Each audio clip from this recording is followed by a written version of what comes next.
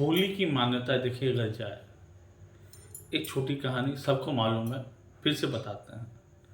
राजा हिरण्यकश्यप थे, उनके एक पुत्र हुए प्रहलाद, जो कि बहुत ही शिष्टाचार, भक्ति में रहने वालों, हरि नाम करने वाले में से पुत्र पैदा हुए।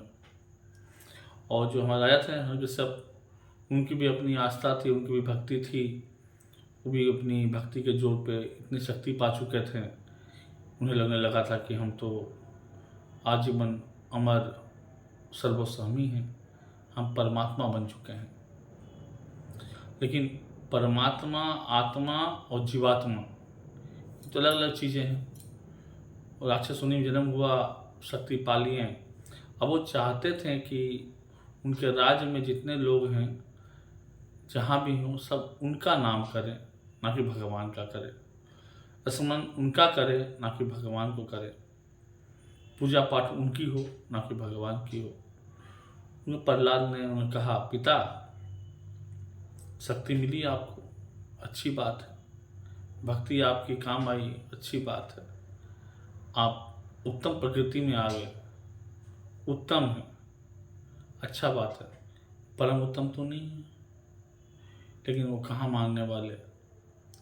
उन्होंने कई प्रकार से प्रहलाद को प्रताड़ित किया, अत्याचार किया। किस तरह से मुक्ति मिले अपने ऐसे पुत्र से, जिस पुत्र का मान तो भगवान के पास है, लेकिन उनके समाज में उनका सम्मान तक नहीं था। क्योंकि पूरा राज्य उनकी पूजा करता था और उनका पुत्र उनकी पूजा नहीं करता था।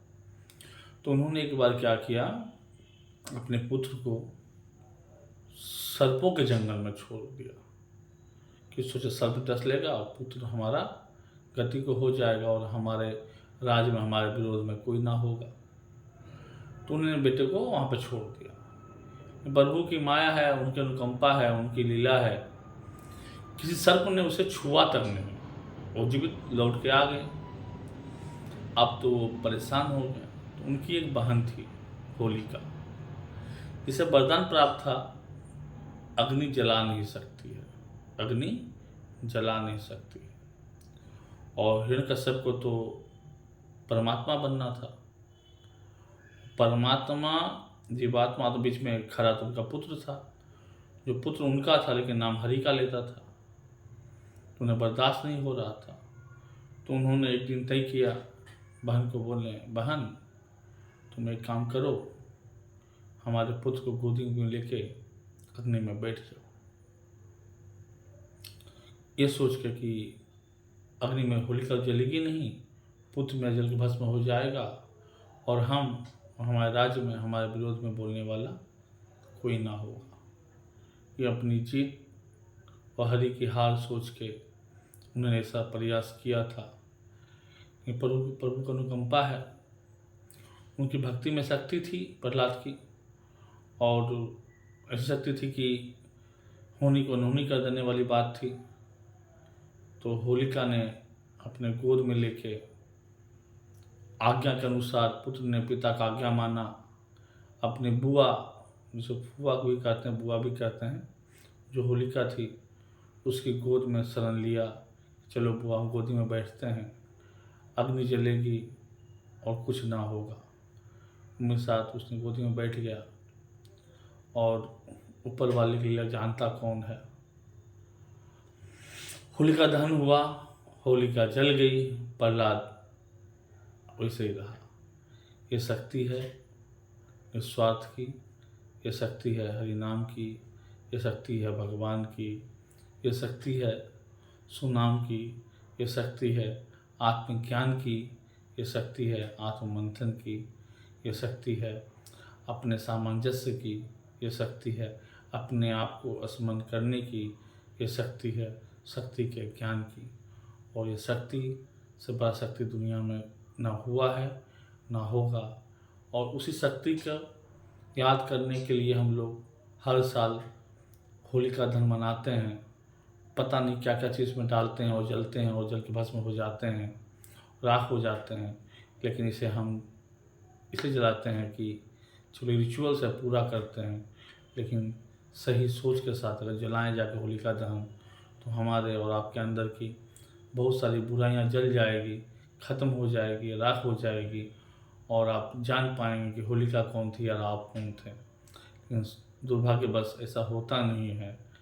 हम उपले, गोईठे, फूल, पत्तियाँ, नारियल, पता नहीं क्या क्या लेके जाते हैं जलाने के लिए, लेकिन अपने अंदर से अगर एक एक बुराई निकाल के झूठ, क्रोध, मोह, माया, तमस, इच्छा, महत्वाकांक्षा अगर एक एक इलाज की जला दें वहाँ पे, तो शायद हमारी, आपके और परिवार की, समाज की ज़िंदगी अलग होगी। लेकिन ऐसा करते नहीं हम लोग। उपले जलाते हैं, गन्ने जलाते हैं, धुआं देखते भी हैं, राख का टीका भी लगाते हैं, और लगा घर में आ जाती है सोच के कि आज से हमारा मंगल होगा, उन्नति होगी हमारी। लेकिन ये सोच नहीं पाते हैं कि जो जला के आए हैं वो तो भौतिक चीज़ जला के आए हैं। जो जला के आए हैं वो भौतिक चीज़ें हैं, जो बाजार में पैसे दे के खरीद के लाके जला देते हैं, लेकिन जिसे खरीदा नहीं जा सकता है। आपके अंदर की वो मिथ्या, आपके अंदर की वो तृष्णा, आपके अंदर की वो विचार, आपके अंदर की वो धोखे, आपके अंदर के वो झूठ, आपके अंदर के स्वार्थ, आपके अंदर को अधिकृत महत्वाकांक्षा, उसको कहाँ जलाएं। जब तक उसे नहीं जला पाएंगे हम, होलिका दहन शायद समाज परिवार में ना हो। रिचुअल है, कीजिए, खुश रहिए, होली मनाइए, लेकिन ज़िंदगी के रास्ते में तो देखना पड़ेगा और साथ में लेकर चलना पड़ेगा। इन चीज़ों को समझना बहुत ज़रूरी है।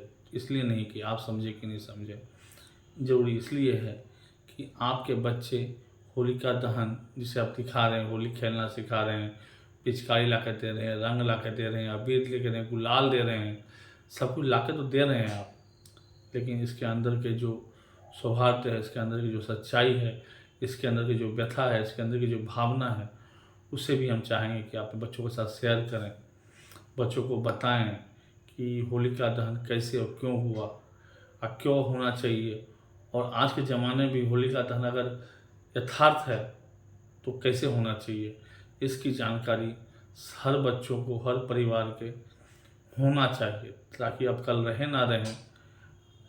ये जो आपकी सच्चाई है, जो ज्ञान है, जो भक्ति है प्रभु के प्रति, जो सच्चाई निष्ठा है अपने आप के प्रति, उसका ज्ञान बच्चों को तो होना चाहिए, ताकि कहानी पीढ़ी दर पीढ़ी आगे जाते जाए, और जो भी हमारी अगली पीढ़ी हो, ये त्याग की भावना को और सच और झूठ, अच्छाई बुराई भावना को समझने सक्षम तो हो।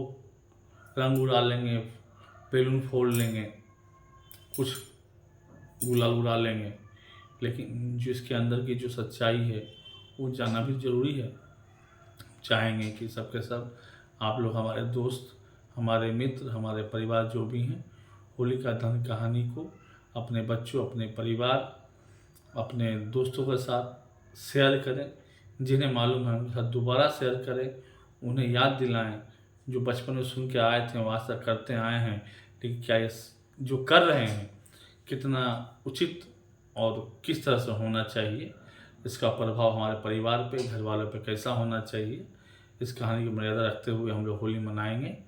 और सबके साथ होलिका दहन के साथ ही अपने अंदर की महत्वाकांक्षा, स्वार्थ और बुराई को, निंदा की आदत जो भी हमारे अंदर हैं, जितनी है, जितना समझ सकते हैं आप, उतना उसमें सुहा करके आइए। सुहा के साथ नई जिंदगी जीने का प्रयास हम लोग करेंगे। Happy Holi to all of you my friends, love you all.